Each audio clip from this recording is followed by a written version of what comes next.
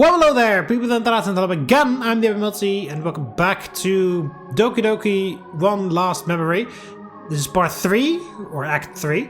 In the previous episodes, yeah, there was a big falling out in the club because Yuri as vice president is not really fit to the task for the time being because Yuri, social anxiety is a bitch. And yeah, it's like we need Sayori, but yeah, of course she isn't here anymore. What is consciousness? What does it mean to be alive? Is it guilt that provides this answer? Anger? Happiness? Sadness? What do you live for? What reason do you find to do the things you do? For the praise of others? Do you like it when people see you as a friend? Do you rely on others to be happy? I need you. Who is that? Is that like MC talking to himself? Is that Sayori talking to herself? I don't, or talking to Sayori, I mean?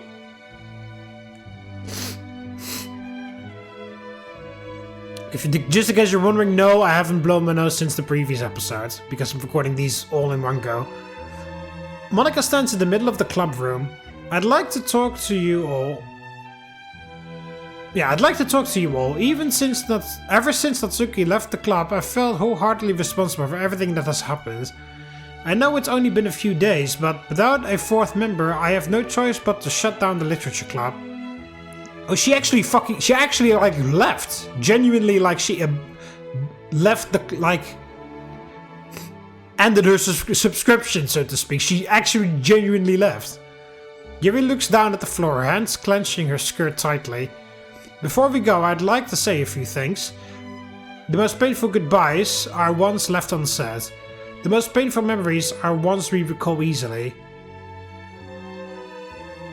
Give Sayori's hand back, Monika.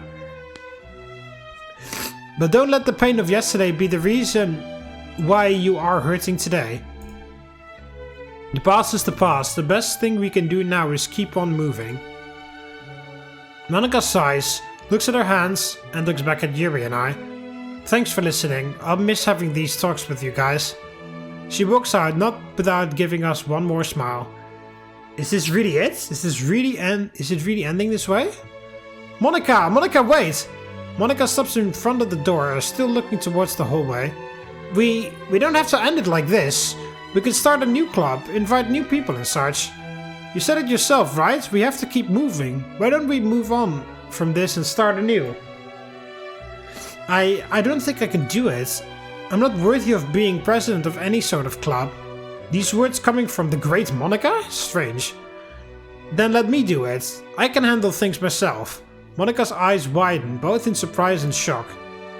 No, that's not a good idea. Yuri gets up from her desk. Monika? What is it that you're holding in your hand? I look over to see what she's talking about. A rose? Monika suddenly runs out of the club room. She was the one leaving the roses this whole time? Monika, wait! I run down the hallway and strangely enough, not a single student, teacher nor janitor is around. I don't pay too much attention to that though. So many questions are racing through my mind. Why was she leaving those roses behind? Does she feel what I feel? Does she miss Sayori? Does she feel guilty somehow? Before I head through the school doors, I catch Monika sitting on the bench in the bathroom. She's breathing heavily and wiping her tears. Monika, you alright? She doesn't move. Hey, it's alright. Everything's alright. I just want to talk. You miss her too, don't you? She looks down at the rose, now a little wilted. If you... She chokes a bit on her words. If you had the ability to bring someone back, would you take that chance? I mean, it depends on what the catch would be.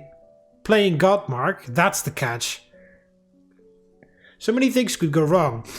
Knowing this and still presented with the opportunity, would you bring her back? Of course I would, but I wouldn't give to hold her in my arms again. Monika nods and caresses the rose in her hand. A reset button would be very appropriate as of right now, wouldn't it? Yeah.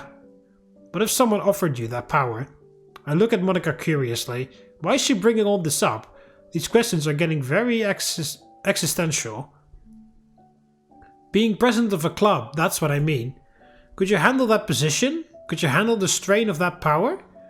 What is this about power? Is she alright?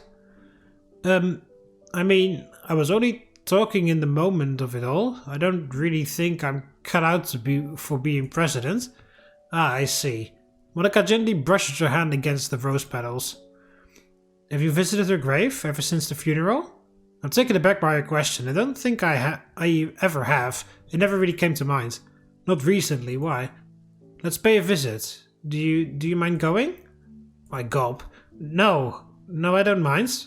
I think it'll be nice. I wait for Monica to get up from her seat before we make our way towards the cemetery. Almost as if the weather started to reflect our mood, clouds begin to roll in. Monica and I continue our walk in silence. Not much to talk about when we're walking to the place our dead friend is buried in. Natsuki suddenly comes up from behind us, with Yuri following closely behind. Hey, we overheard your conversation with Mark. We thought it would be nice to come together and visit her, just like we used to meet in the club. I stare at the girls in shock and awe. Thanks, guys. As we arrive at Sayori's grave, it begins to rain. Monica shelters the rose with her hand, while Natsuki and Yuri pull out umbrellas to provide some cover. Oh, with the bow on it. That's so sad.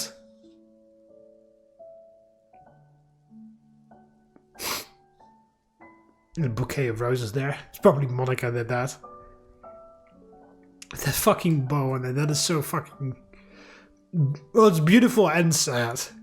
It's bittersweet. Just like Sayori would say.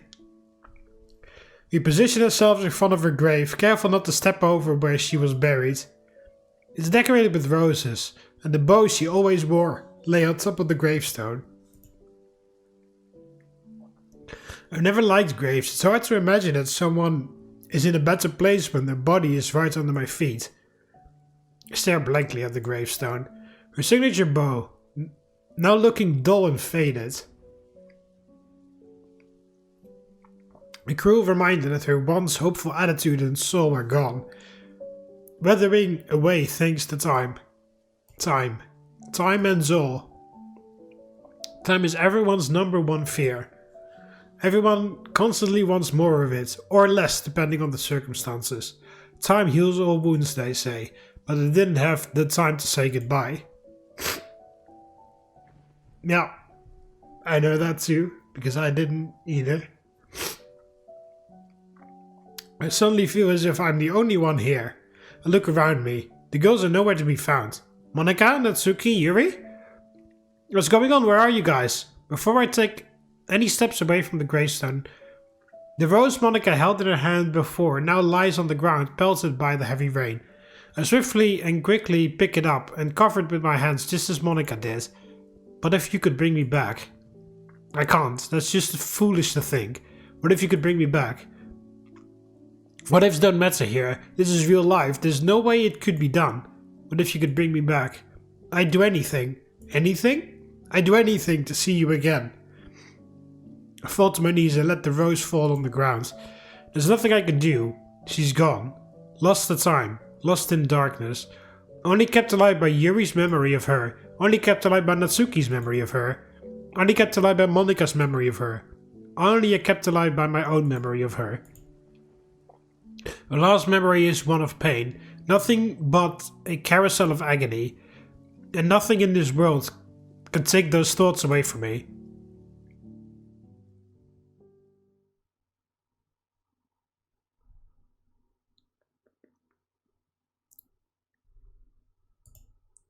Worlds, realities, infinite possibilities. My name is Monica. Is it? Rose? Rose Parker? Who is she? Who am I? Who is the player? Is it me or is it them? Across a parallel plane. I am but a small role in somebody else's story. Who are they? Living on in another world, dead in another. I am Monica, they are Monica. Good endings, bad endings, each existing in its own pocket of the universe. Alternative Alternative realities, a multiverse, parallels which I can never reach. Worlds where I'm locked away. Worlds where I finally meet the one I love. Multiple versions of me, multiple versions of this world. This game. Yet, I am me. There is nobody like me. There is nobody like you. This is my retribution. Give me one last memory with you. One last memory. I need you. I slowly walk backwards. Not just out of anger. Out of complete fear and disbelief. It's true. All true. No, you're lying. This is some cruel shit you're pulling here, Monica. I wouldn't lie to you, Mark. Without thinking, I feel my legs propel my body forwards. Whoa, Jesus! I grab Monica by her arms and push her against the wall, making Yuri and Natsuki scream. How could you do this? Why would you do this? Why the hell would you even think of saying such crap? Monica stares down at me. I just won't believe it, I won't. She fucking looked up to you! You are a damn role model for her! My grip loosens. Please, just say this was all a cruel joke. I let go of Monica. I start crying in front of her, half hoping my tears will help her tell me what I want to hear.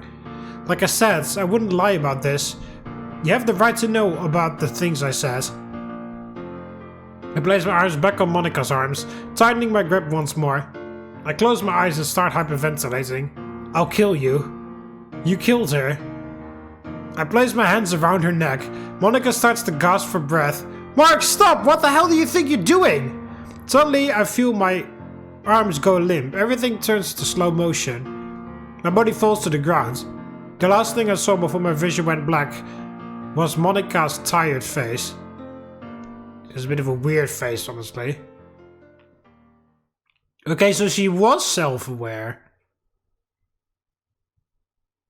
The fuck? Okay. I'm in bed. My own bed. I recognize the feeling from my own sheets before opening my eyes. I sit up and rub my head. What was that all a dream?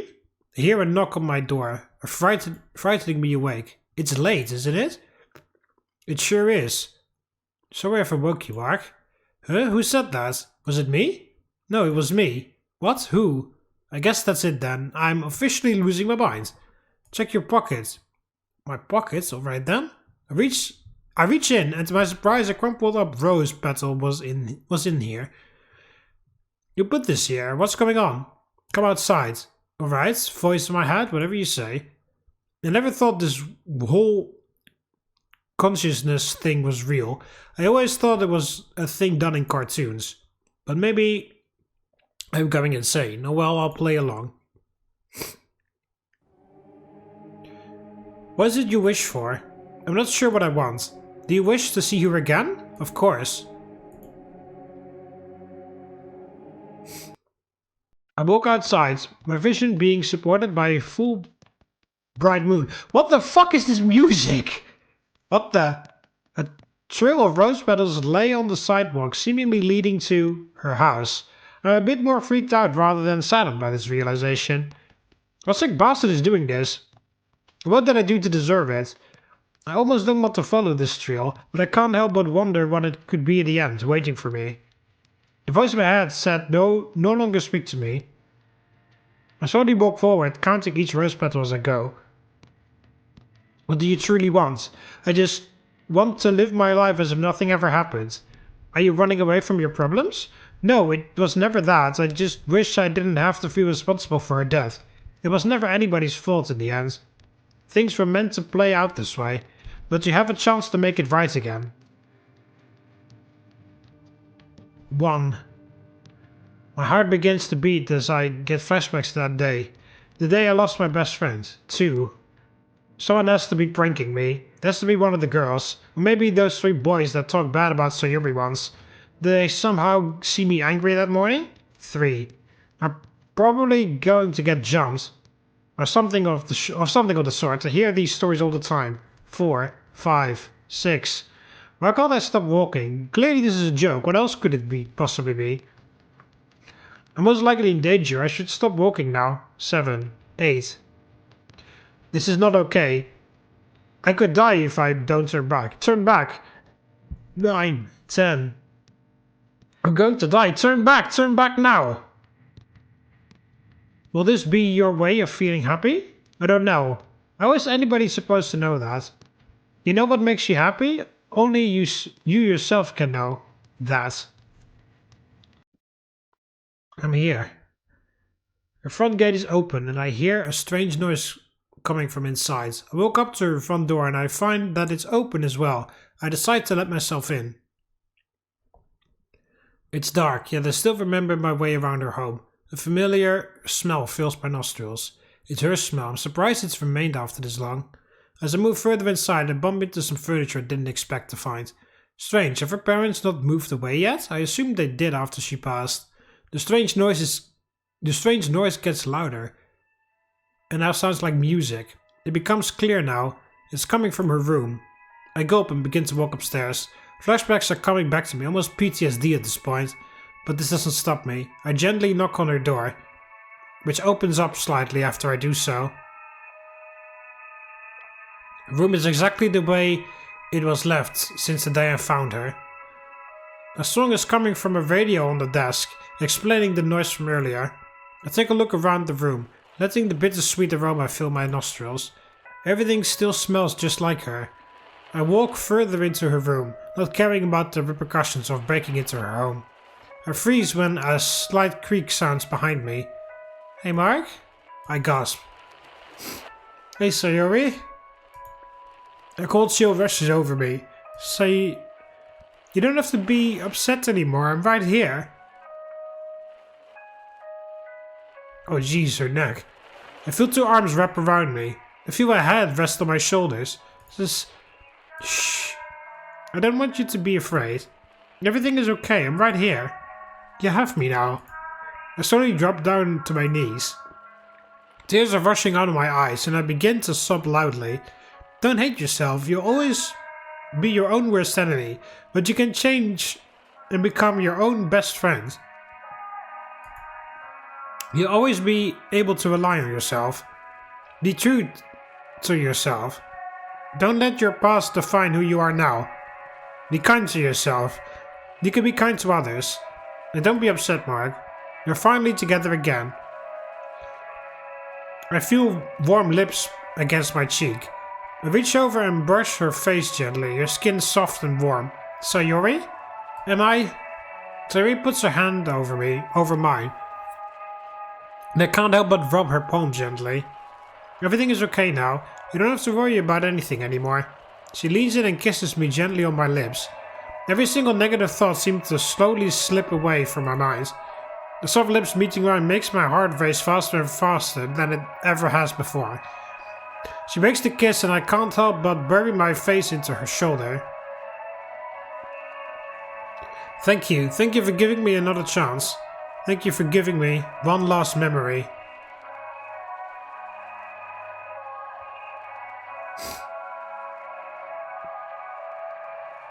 Jeez.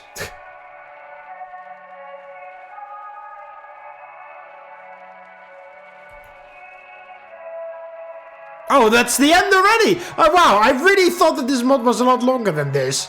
It's 3 episodes and I've cried each time. Well then. Jesus.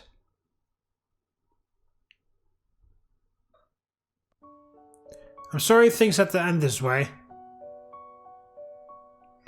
I hope you can find peace within your heart. Oh, hi Monica. Give me one last memory. With you.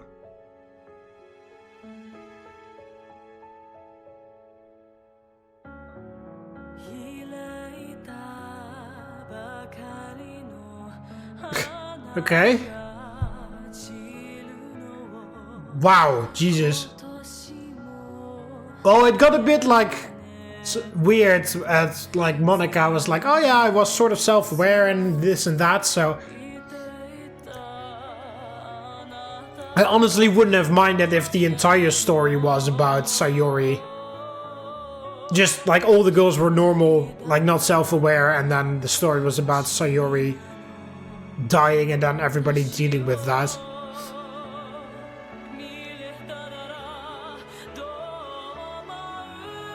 Okay. Well then, that was a lot quicker than I thought.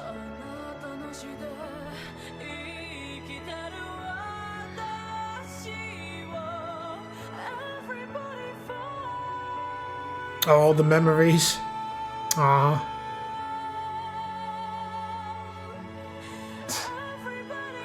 For without despair and heartbreak, one cannot know true happiness.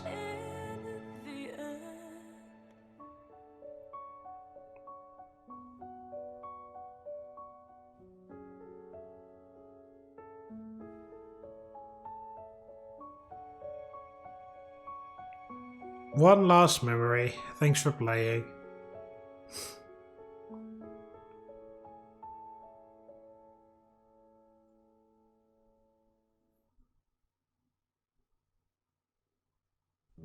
Okay, so that was it already. I honestly thought that we were going to be here for a lot longer. I didn't know that there was only going to be 3 episodes.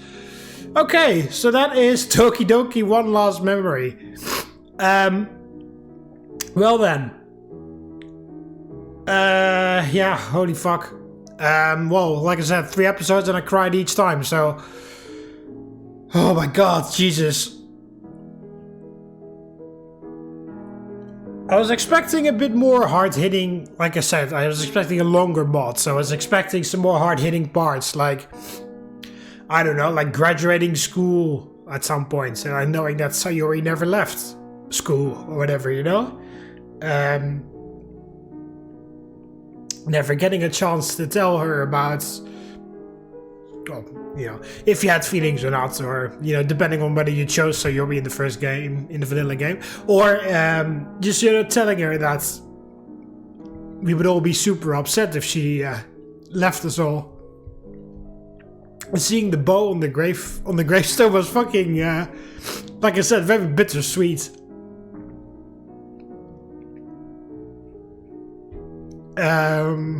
Yeah.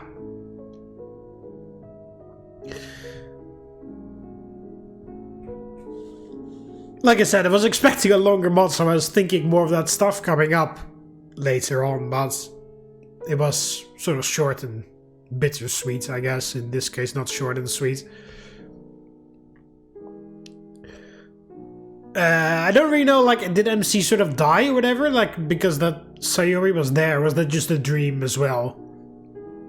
Or did Monica make it up by bringing Sayori back from the dead, or whatever? I don't know. Like, I felt like it could have been a very powerful message to have it so that Monica wasn't self-aware and she couldn't... Especially with that hypothetical of, like, you can just play gods and then bring her back. But then have the story be like, yeah, Monica doesn't have powers, so it is actually about dealing with the death of someone you really like. Someone you were close to, someone you cared about a lot. Because I can tell from personal experience that is hard as shit. That is hard as shit.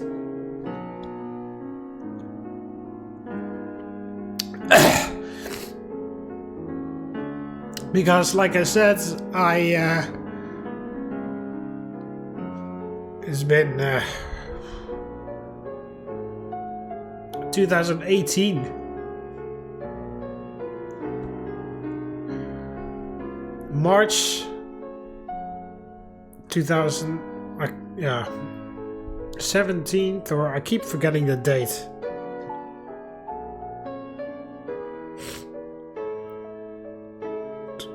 '14th. No, it's the date's the 14th. It's recording this on Valentine's Day. Very romantic mod to record on Valentine's Day, I know, but it's the 14th of February today, so in exactly 1 month.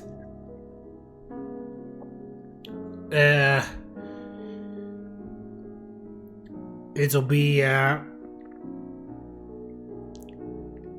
7 years. 19, 20, 21, 22, 23, 24, 25, yeah. In exactly 1 month, it'll be 7 years since my mom passed away. Unexpectedly, by the way.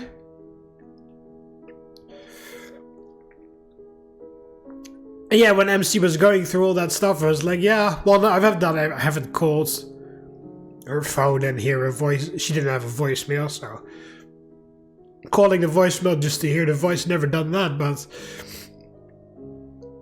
yeah, some of that other stuff with like, yeah, contact still saved to your phone, and the last message you send, or last message that they sent you, having that WhatsApp conversation being buried deeper and deeper and deeper as time goes on because you don't send any messages anymore and no new messages come in. That is stuff you don't, at least I don't really think about all that much from the day-to-day basis, but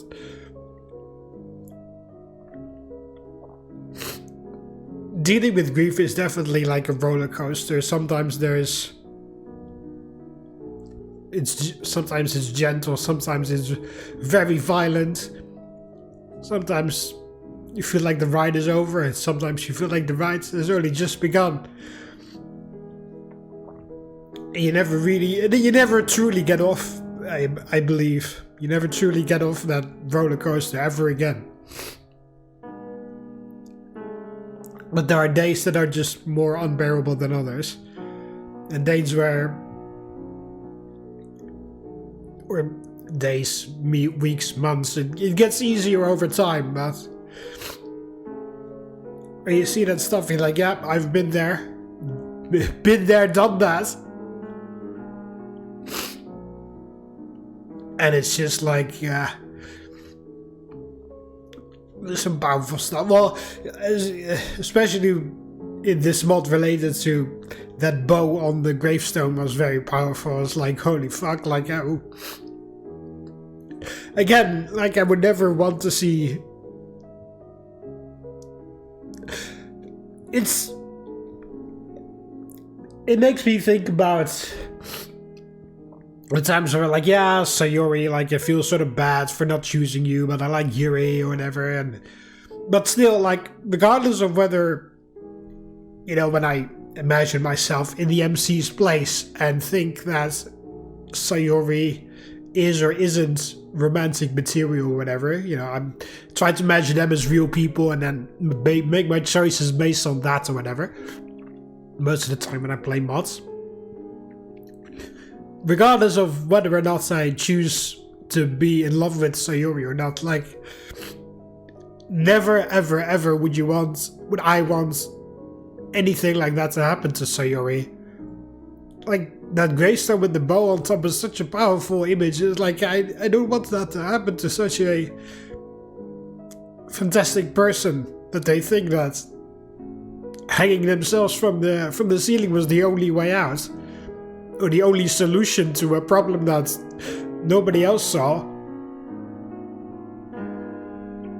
Or a problem that was amplified in her mind by a dark storm cloud that she couldn't wave away.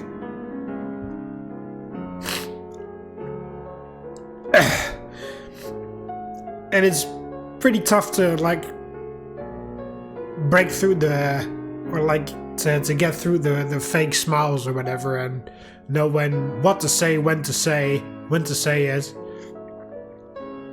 Because, like I said, I also had a friend that had depression and eventually did actually commit suicide in high school, and well, he didn't commit suicide in high school, but he did plan to do that. So I feel like this is the best place to talk about that. I don't know. But I was, well, for a bit of a backstory, back in primary school, I was very loud, but in a sort of like happy loud, and made friends with everybody, and I was just very there. I was friends with everyone. I could get along with everyone, and I was very loud, a loud mouth, but in a not an obnoxious way. In high school, a lot of things happened. Parents divorced.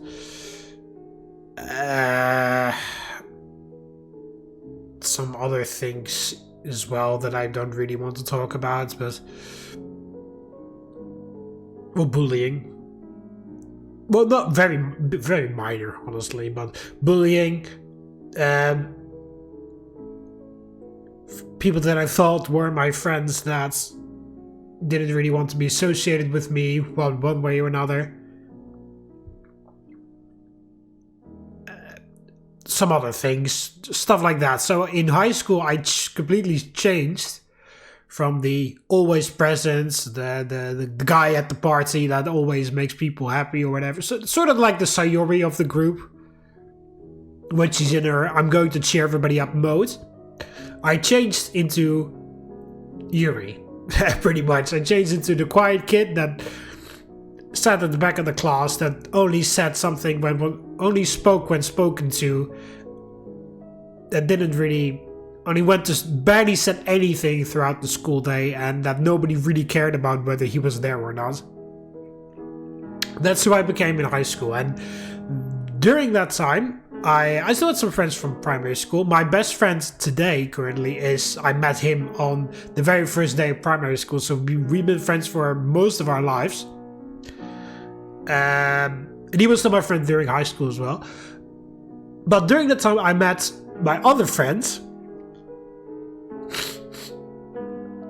which I'll call Otis, which is not his real name, but I'll use that so I can refer that to him. And he was also a bit of a loner guy like me, and I believe we just sat next to each other at biology or something, and that's how we originally became friends. And there were lots of things going on in essentially both of our lives, but we sort of like found each other in that way. Like we had the same sense of humor. We had a lot of we had roughly the same schedule, so we had the same gaps or whatever. Like I don't know how that works in other countries, but here in the Netherlands, when you have like school, at least back when I went to school, I don't know if that's changed or not, but you had like your school for the semester, and then you had your schedule for the semester, and then that would change like every so often, but that's it could have scheduling issues, because of course not all teachers could be like scheduled one after the other. So sometimes you would have like history, then biology, then geography, and then 1 hour nothing, because the teacher that would teach you wasn't available because he's teaching another class. So 1 hour nothing, and then you had another class. So then you had just 1 hour when you just had to sit and do nothing, or like you had to make yourself useful or whatever. And I still remember, like on Wednesdays we had like a few classes in the early morning, then 3 hours or whatever, nothing, and then at the very end of the day there was another class, and then barely anybody went to that class. Like I had to sit in school for 3-4 hours or whatever it was, and then like barely anybody showed up to that class because it was just because like, oh, that's stupid or whatever. But like that friend had roughly the same schedule as me, so when I had 1 hour off, he usually also had an hour off, so then we would just hang out together all the time. And he had a smartphone way before I had a smartphone. I still had a Nokia phone, one of those fridge phones that you could throw it against the wall and then the wall would break and the phone would still work. And he had a smartphone, so he had games and apps on his phone. And I of course, my phone didn't have any of that, so we would constantly play on his phone, and he would talk about things. And he showed me he was a brony. He was into My Little Pony stuff. He said it very ironic, like it's very ironic, and it's funny to pretend to be in that, but I'm not actually a official brony. But in hindsight, I'm pretty sure he just was, but he was too scared to tell me, so he just tried to pretend like, oh, I'm just pretending to be because it's funny. But I'm pretty sure he honestly kind of like liked the whole fandom of that, so And he just went that roundabout way to make sure that I wouldn't be weirded out by him saying that, I guess. But regardless, I would have said sure. So he showed me a bunch of things. I can't even remember exactly what it was, but we talked about that. Yeah, we would just hang out. We would just become friends. We had, like I said, the same humor, not of the same classes. We both loathed PE. We both loathed PE with every fiber of our being. And yeah, we would just hang out a lot. And during PE, at one point, both of us would always waste as much time as possible in the changing room because we didn't like PE, like I said. So we would waste as much time as possible, like stay as long as possible until the teacher started to notice or whatever. Like we got so good at it, we could time it. We're like, all right, if we wait for, like, we can wait 1 more minute. If we wait for 2 more minutes, then the teacher is going to notice that we're gone. So we can wait just a little bit longer, and then we would go. And just when the teacher was starting to wonder, where the hell are those guys? We would show up, and then the teacher wouldn't make a fuss out of it. So we always, like, we fine-tuned skipping as much of that class without actually getting in trouble. So one day, it was about like 1 week from spring break, and we had gym class outside with PE outside. So we hated that too, because then we had to, mostly was running, like playing football, whatever, and we didn't want to do any of that. So once again, as per usual, we were messing around in the changing room, wasting our time as much as possible without getting in trouble. And at one point, I jokingly, extremely slowly, like, lift my shirt and over my head and extremely slowly put my gym clothes on. And then he was just standing there, sort of like laughing at me and like making jokes. And then at some point, he needs to take his shirt off, and he asked me to turn around, and I was like, why do you ask me to turn around? It's like, yeah, I feel a bit uncomfortable if you just look at my bare chest like that. It's like relax. Like, we're just friends. Like, there's tons of other guys that were in this locker room before us that we all saw them took their clothes off. So, like, what the hell? Like, who cares? And I said, like, no, I really feel uncomfortable. Please. Yeah, it's like, all right, well, whatever. Like, we're friends. Like, so what the fuck? Like, of course. So I turned around and I kept on talking with my back towards him so he could undress without feeling too awkward.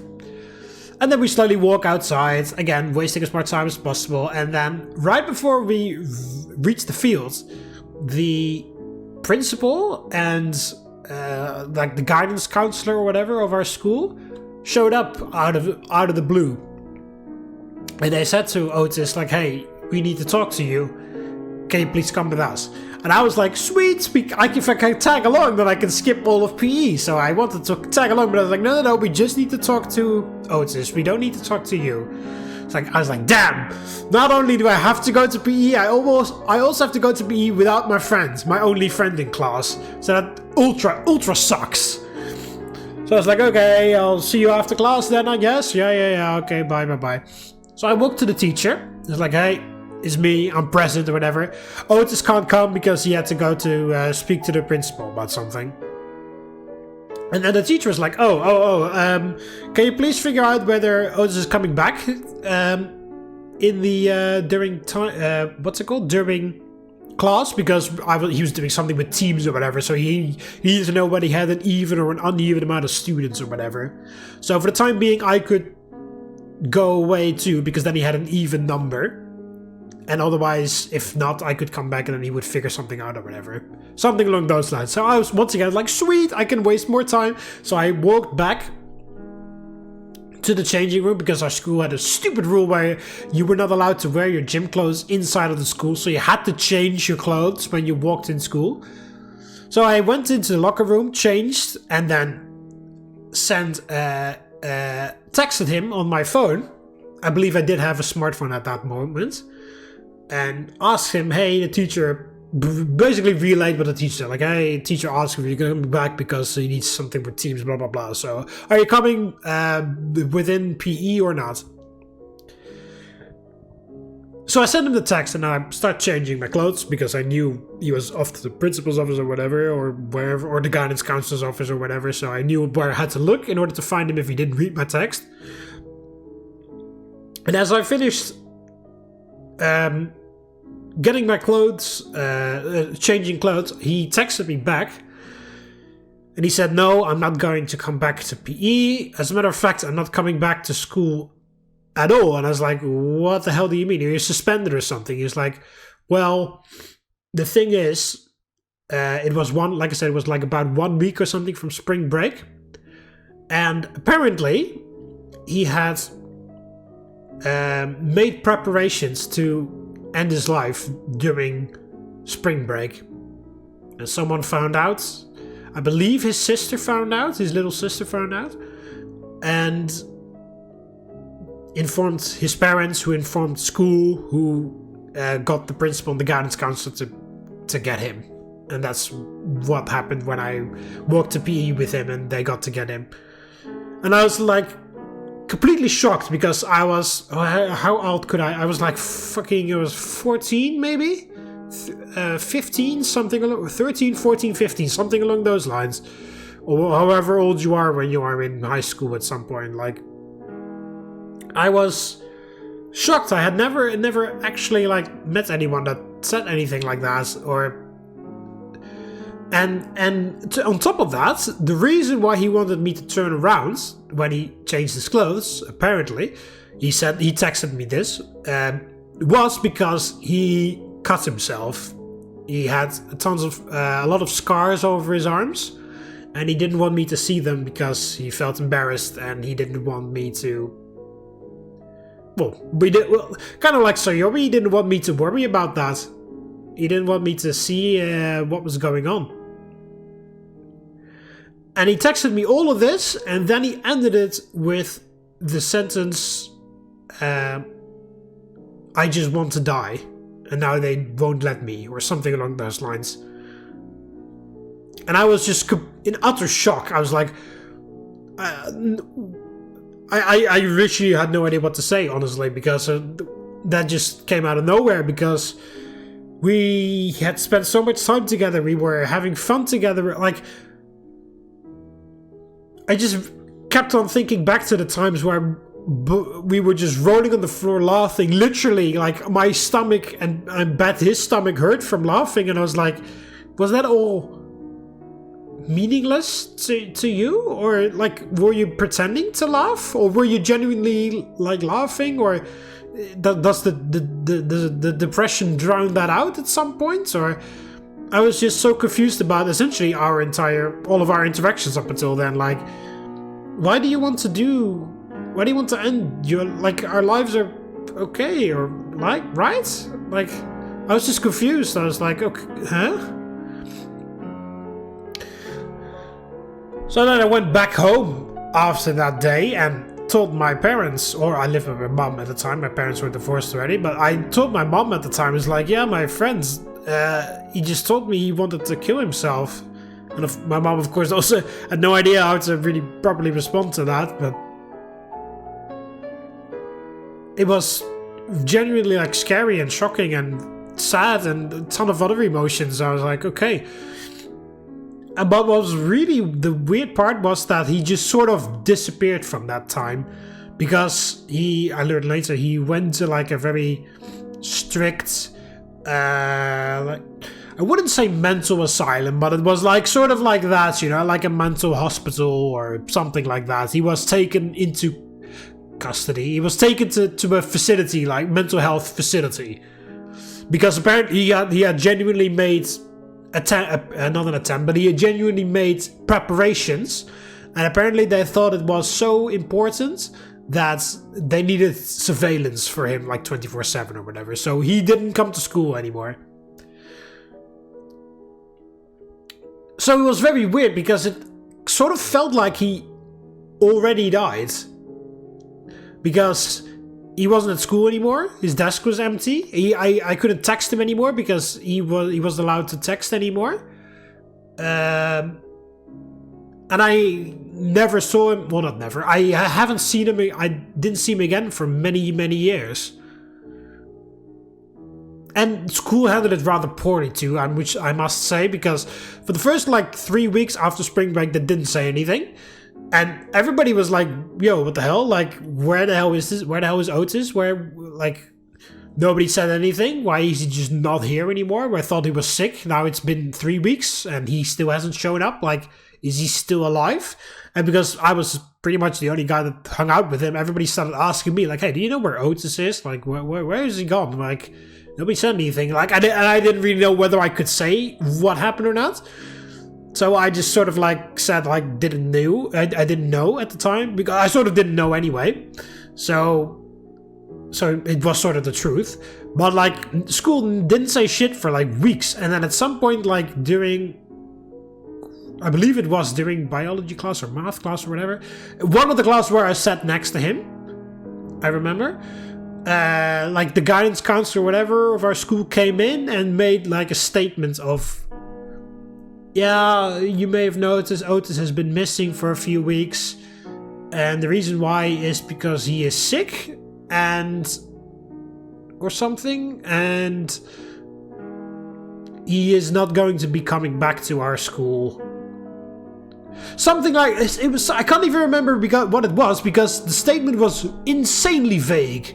It had absolutely. It didn't tell that he genuinely wanted to commit suicide. At least I don't remember that. Maybe they did, but I don't remember it. Maybe, but I'm pretty sure that the statement was the most vague statement I've ever seen. Like, politicians could learn something from the vague statement that my school gave that day. It was insane. Like,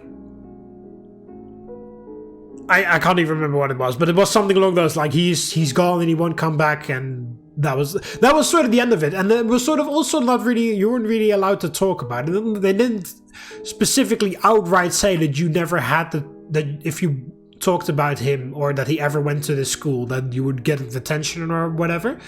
They didn't say that at all, but there was sort of this feeling of we don't talk about him anymore.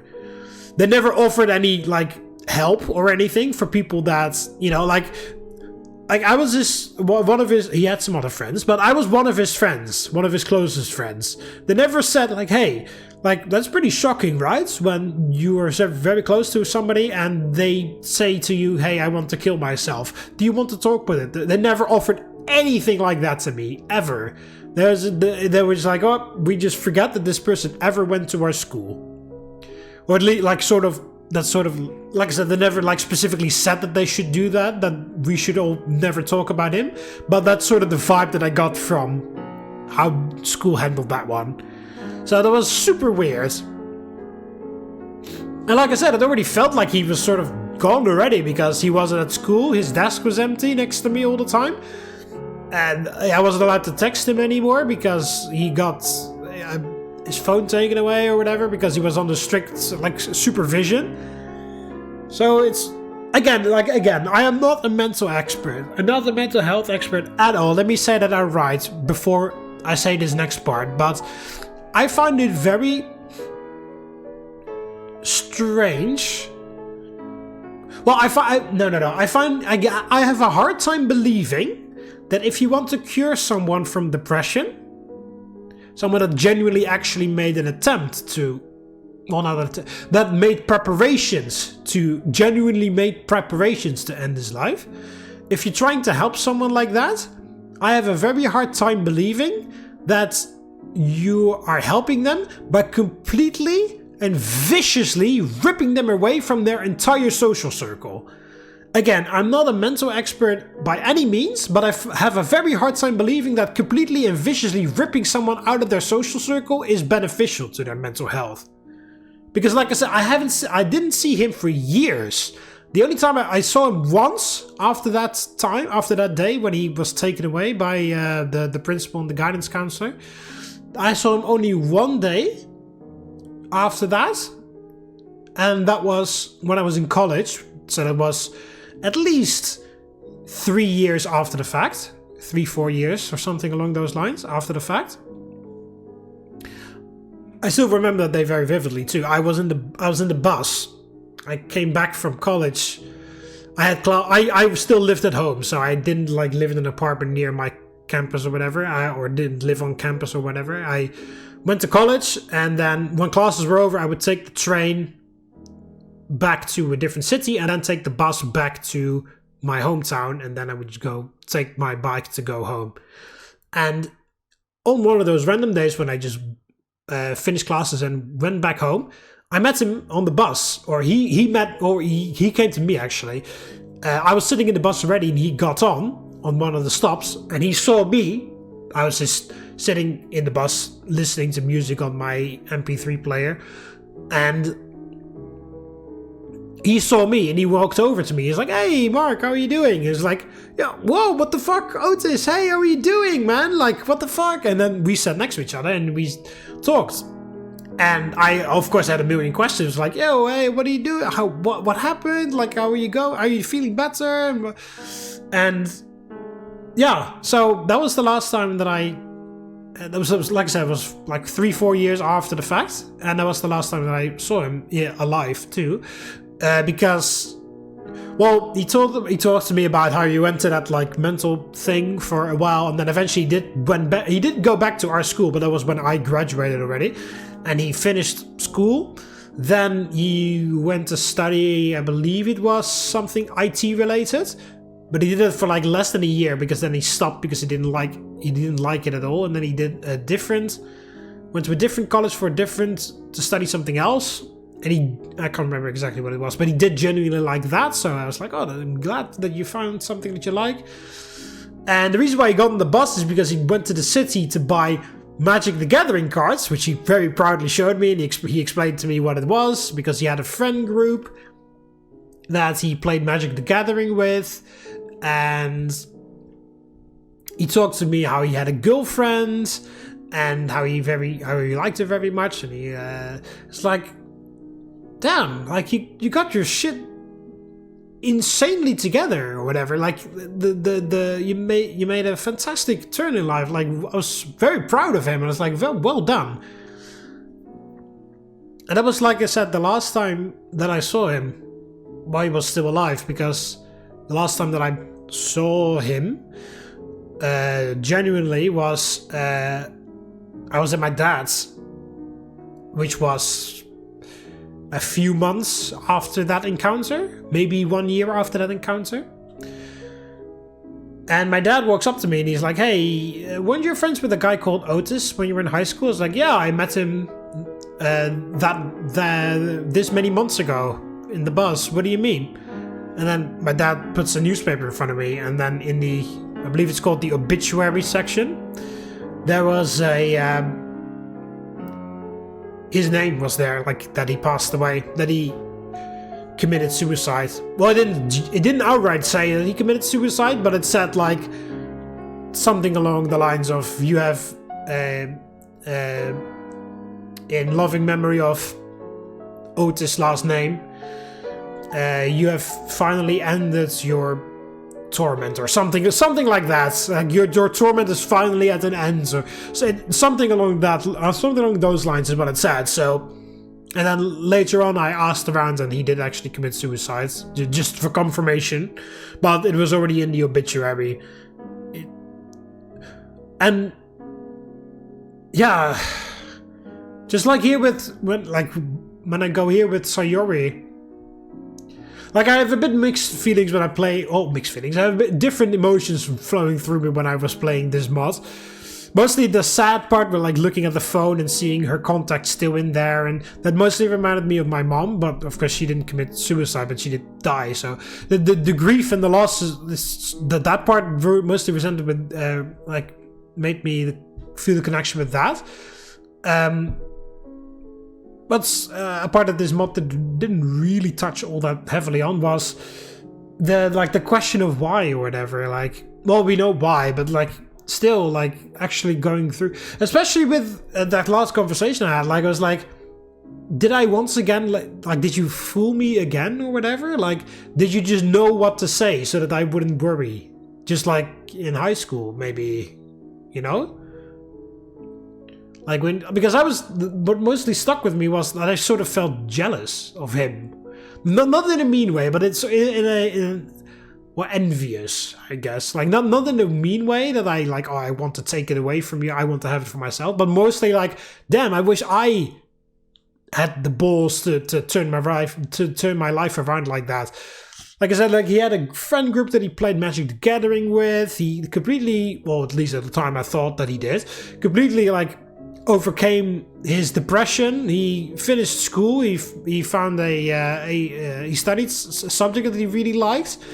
He had a girlfriend, and I was like, damn, like I wish I could give myself to kick my own ass into gear and get that stuff done myself, whatever, you know? Like, I wish I had the balls to ask a girl out that I really liked, but there wasn't one at the time, or whatever. So, you know, like, but you know what I mean? Like, but damn, I wish I had the balls to ask someone out and get a girlfriend. I wish I had a group of friends that I could play Dungeons and Dragons with, or whatever, that I made a friend group like that, or found a friend group like that. Or it's like, damn, like, you're sort of like my role model at this point, or whatever, you know? Like, not that I ever was his, but, you know, like, I wish I could be that strong, or whatever. But then, but after that, I read that he actually did commit suicide at some point. I was like, all right, well, was that true? Like, was he saying that just because he knew what he needed to say in order to make me not worry about him anymore? Or was it actually was it a good day when I met him that day? Was he genuinely happy? And did he just have one dark day too many when he actually did decide to go through with it, or so? I don't know. Also, think back about those days in high school. Like, there was times when both of us were like, we couldn't stop laughing and our stomachs would hurt from laughing. It was like, yeah, I don't know. Was that true? Were you really laughing, or were you pretending to? Or were those genuine laughs that sort of like came out in between the dark days for you, and then maybe me being there helped him prolong it for a while? I don't know. Like, maybe it helped. I'd like to think that it helped him at the time. Those, like I said, those hours in between classes where we just mess around and talk about the most stupid, ridiculous shit, or make up insane scenarios and see how we would solve them, or talk about God knows what, and then laughing hysterically at our weird senses of humor, and that matched, and just being genuine friends in that moment. I like to think it helped at the time, that maybe if he planned it earlier, then me being there helped him to at some point say, no, I don't want to make preparations to kill myself because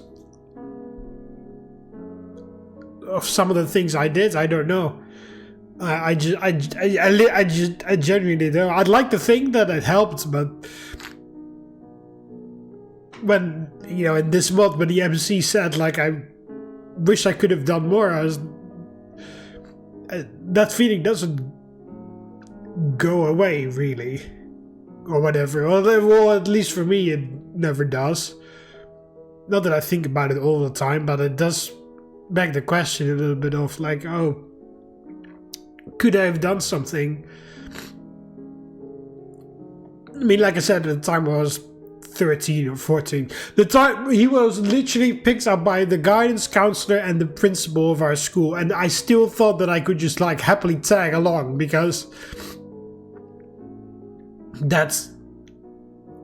I was, like I said at the very beginning, I was able to be that kid that I was in primary school when I was around him, or with my other friends, my close friends that I genuinely like. Nowadays, like, I can turn that personality on at will.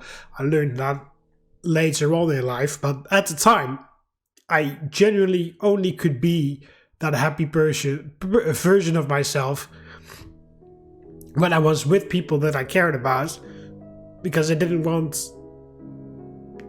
Why? I don't know. Like, I just couldn't do that anymore with people that I didn't really know anymore. Because, like I said, things happened and I became the quiet kid. But when I was with friends, I was still the same guy that I was in primary school, that was laughing all the time and talking loudly. And then, you know, I was that guy still. Like I said, later on, and nowadays I could be that person with anybody, because I've learned some things about myself and how to handle myself in situations like that. But yeah, I don't know. Like, but regardless, I was a very bit of an ignorant. But like I said, I was 13 or 14 or whatever at the time. So, but I was still a very ignorant child, or very childlike at heart. I mean, it's still sort of am, but I do keep thinking always, like, should I have seen something? Should I have asked him, how are you doing, a bit more often? Should I have made him laugh harder? Would that have made a difference? I don't know.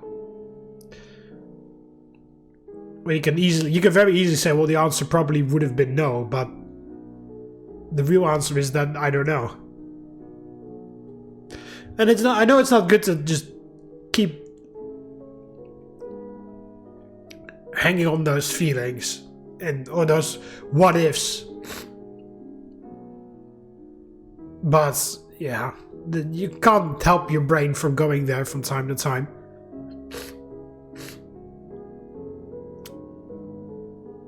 But anyway, yeah, this mod sucks. This mod fucking sucks for making me feel this way. No, of course not. Well, some genuine things about the mod. I kind of wish that it was longer, honestly. Like, some more... And I kind of wish that it was more about... I don't know. Kind of wish it was longer, essentially. I feel like it did really hit got the nail on the head or whatever on some of the parts with the grief. I feel like it did it very well in some parts. Like the looking at the phone, looking at the messages, calling Sayori, getting shocked by hearing her voice in the voicemail. But yeah. Yeah, I would definitely slip into a gigantic depression if Sayori was my friend and she killed herself. I know that for sure. Sayori deserves all the love in the world. Anybody does, really.